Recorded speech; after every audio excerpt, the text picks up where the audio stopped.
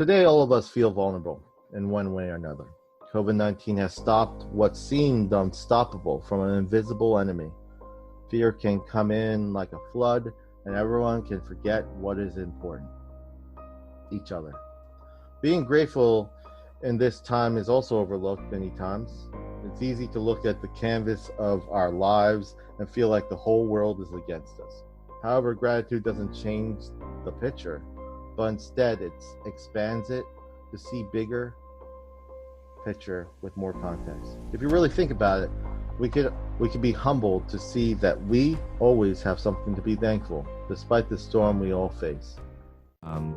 But one of the pros is that we're able to slow down, and I think that's great, being able to slow down and connect with your families. Now, you know, you're maybe at home, and some people are just going crazy because they haven't spent that much time with their spouses or their kids, you know, as normally. And so I think it's a great time for us to connect, especially living in the United States, where we're just known for a fast-paced life, where kind of time never stops and there's never enough time to do it.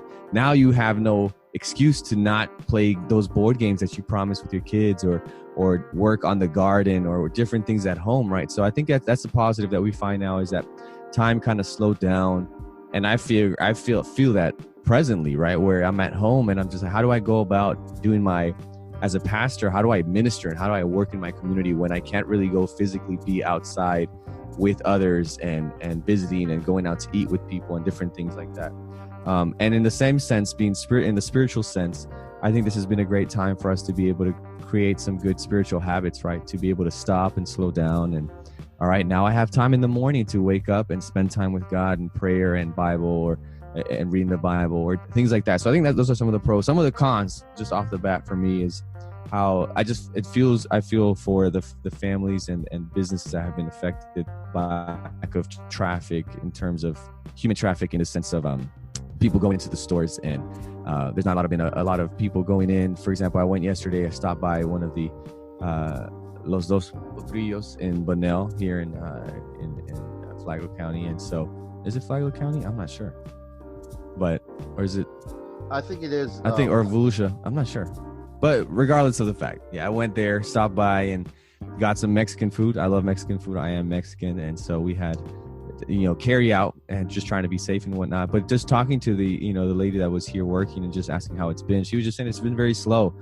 And they're at the point where they might have to, close, because it's more expensive to stay open than to close at this point. And it's just sad to see businesses like that, smaller places. Obviously the big chains, you'll be fine, but it's just seeing how slow business has been. And then you go out and people are just distant, you see the lines. If you go to Target or any store, they have the lines already at the checkout, so you have to stand at this far away. And so I think one thing that maybe we can talk about too is the difference between social distancing and physical distancing. I think a lot of time people panic, which I think it's good to be aware and alert. But we start panicking and we say, everyone stay away from me. I don't want to connect with anyone. I'm going to become a hermit. And I think I would rather have like the term like physical distance, right? Of not being able to be close physically, but socially. I mean, we still need that connection, because as I was talking with a friend yesterday, every major event that we've had, for example, you go back to 9/11, he's living in New Jersey and was there in 9/11 as well. And he said that a lot of ways that people coped during that time was as a community coming together, going to church, going to your local markets or coffee shops and still living life. And now it's hard because there's no really way to cope in community because you're isolated in your home, So you can be going through so much emotionally, as we've been talking through mental health and dealing with this anxiety.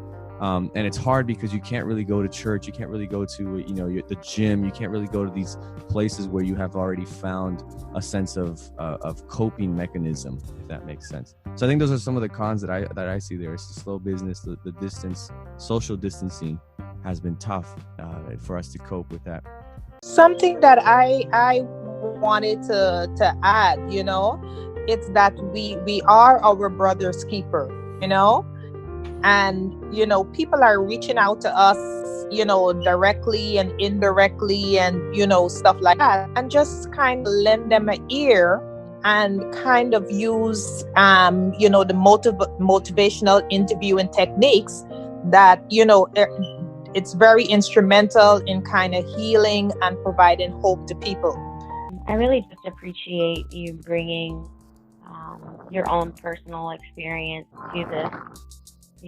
I know for people that might be listening and if they're struggling, it's so important just to reach out to someone. I think that one of the greatest gifts that this situation has given is the opportunity for those who are struggling with substance abuse to seek help, to seek that help.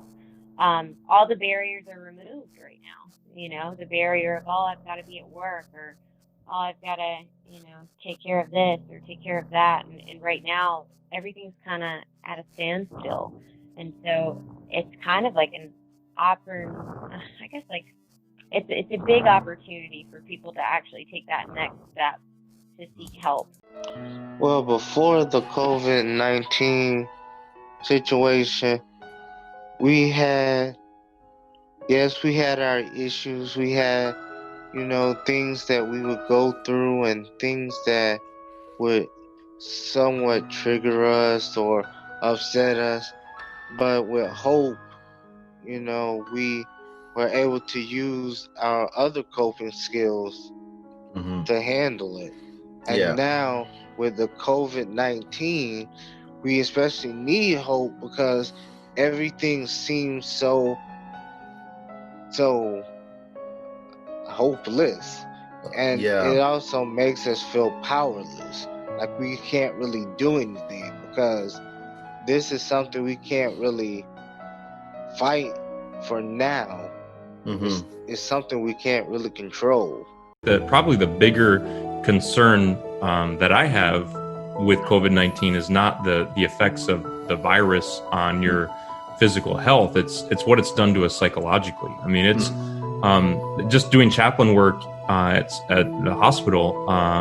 Man, I mean, people have been isolated and alone in their most vulnerable time, and nurses have had to become like their family members, and nurses are overtaxed because what do nurses care about? What's the goal of a nurse? A nurse is concerned with physical health, right? I mean, that's a body in there to them, and it's biology to them. And now they're having to, enter into the grounds of emotional health on top of all of the complicated, difficult things of biology, in physical health. Now nurses are having to become, the family members and the counselors and the people who help them cope through crisis. And, because chaplains for the longest time during the COVID-19 weren't even allowed to go into the room. But I found that it's much more profound when the client is an active member of the healing process, and developing coping skills and coping strategies is a perfect example of that. Many people benefit from learning how to cope with negative life circumstances like COVID-19 or addictions or emotional impulses, but learning to cope with those things in a healthy way. Bootstraps on something that I mentioned many times over my adult life. That is, if you could be the richest person in the world, but if you don't have your full health, you're a pauper. So that's one thing. The second thing is, even though we are in this electronic age, computers, TVs, cell phones, etc., go on and on, we're not immune to new viruses popping up. I mean, and sometimes complacency is our worst enemy. If you think that, I was a U.S. history major in college, and 1918 was a time period where it was part of the curriculum, but it was focused on World War I, not the tragedy of, I guess they call it the Spanish influenza. And so you ask yourself, when is the last time you read or heard about that terrible tragedy before this year? Well, I would say, I do. I was just jotting down some thoughts in preparation for this, and I'd say mental illness like the pandemic, is a lesson in perseverance.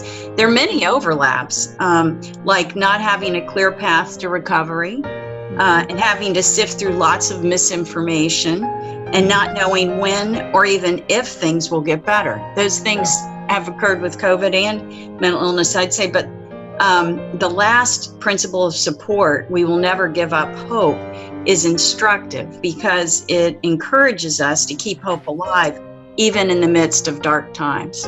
Yeah. Lorraine, do you have anything you want to share? Last thoughts? Well, I was looking at principle number 10. We accept that we cannot solve all problems. Yeah. The voices recur and often can't be medicated away. The individual has to take some responsibility for charting his own course, discovering who he is, and learning to take chances, and sometimes failing, but working things out using his own insights. Yeah. Help can come from within, and it's not always from well-meaning outside helpers. Yeah. Some things can't be changed, but must be accepted and dealt with in a healthy and constructive manner. It's difficult for me, but I find that it's even more difficult for some of our peers because it's human nature to think that the trial and tribulation that you've gone through is worse than anybody else's. And it's difficult not to judge someone else's trial or tribulation. And with NAMI, we're asked not to judge that pain is less than our own. And it really made me aware of the fact that not only was I doing that at times, but the people around me were, their, and not just physical pain, but their mental pain is worse. Their anxiety is worse. Their depression is worse. Nobody could understand how bad my depression is. Yeah. Well, that's just not true.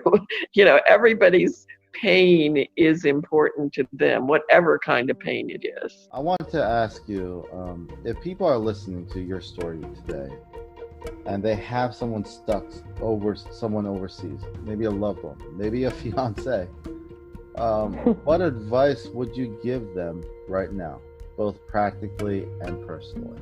Communicate. Keep in touch. And don't just call to say, hi, how are you doing? Okay, how are you doing? Okay, no. Be intentional. Ask the other person how they're feeling, what they're facing.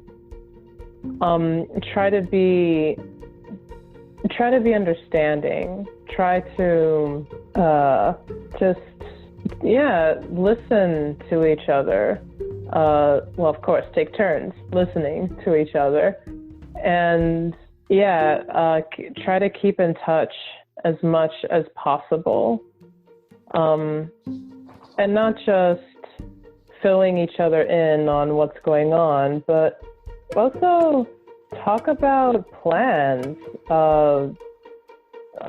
Talk about memories you've made together, just anything that can brighten up your day. And if you have good internet signal, look up flights or something.